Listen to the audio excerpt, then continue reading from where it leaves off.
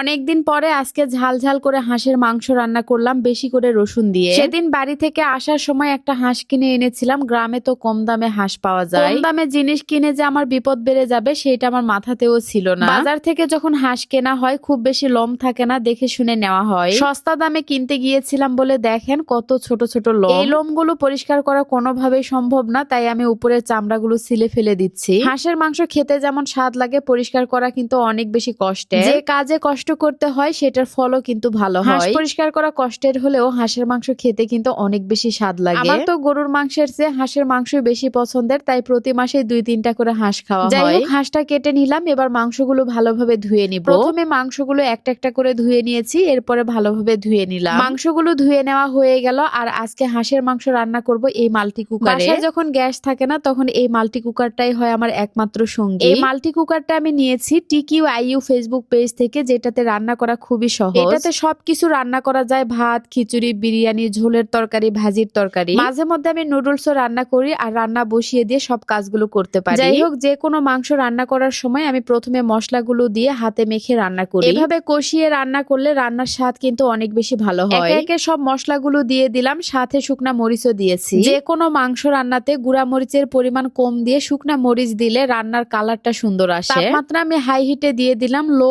করা যাবে আবার হাইও করা যাবে। এই কুকারটাতে রান্না করা খুবই সহজ, রান্না বসিয়ে দিয়ে সংসারের অন্যান্য কাজ করা যায়। আপনারা হয়তো অনেকেই ভাববেন এটাতে রান্না করলে কারেন্ট বিল বেশি আসে। আমার বাসায় যখন গ্যাস থাকে না আমি কিন্তু এই মাল্টি কুকারেই রান্না করি। 3 বেলা রান্না করলে মোটামুটি 10 টাকার মতো বিল আসে। মাংস কষানোর সময় আরিয়ান বারবার বলছিল তাকে একটা দেওয়ার জন্য, তাই প্রথমে আরিয়ানকে একটা মাংস দিয়ে দিলাম। মাংসের মধ্যে রসুন ছাড়া আমার একেবারেই চলে না, তাই আজকে বেশি করে রসুন দিয়েছি। রসুনগুলো দেওয়ার পরে একটু কষিয়ে নিয়ে ঝোলের জন্য পানি দিয়ে দিলাম। হাঁসের মাংস খুব বেশি নরম করে রান্না করলে খেতে আবার ভালো লাগে না, শক্ত করে রান্না করলেই বেশি ভালো লাগে। কিছুক্ষণ পরে আমার তরকারিটা রান্না করা হয়ে গেল আর কালারটা দেখেন মাশাআল্লাহ খুবই সুন্দর হয়েছে। হাঁসের মাংসতে বেশি ঝোল রাখলে খেতে একদমই ভালো লাগে না, তাই আমি মাখা মাখা ঝোল রেখে নামিয়ে নিয়েছি। উপরে জিরা গুঁড়া ছিটিয়ে দিলাম আর তরকারিটা দেখেই তো মনে হচ্ছে একটু ভাত খেয়ে নিই। তরকারিটা দেখে আর লোভ সামলাতে পারলাম না, দুপুরের একটু ভাত ছিল তো ওইটুকুই নিয়ে নিলাম। 1 পিস মাংস, সাথে 3টা রসুন আর একটু ঝোল নিয়ে নিলাম। তরকারির মধ্যে যে শুকনা মরিচগুলো ছিল এই মরিচগুলো ডলে ভাত খেতে কি যে ভালো লাগে তা বলে বুঝাতে পারবো না। আর রসুন থাকলে তো কথাই নেই, রসুন দিয়ে আমার ভাত খাওয়া হয়ে যাবে। যাই হোক, আজকের রান্নাটা আপনাদের কার কাছে কেমন লেগেছে অবশ্যই কমেন্টস করে জানাবেন। যদি ভালো লাগে প্লিজ একটা শেয়ার দিবেন। সবাই ভালো থাকবেন, সুস্থ থাকবেন। আল্লাহ হাফেজ, টাটা।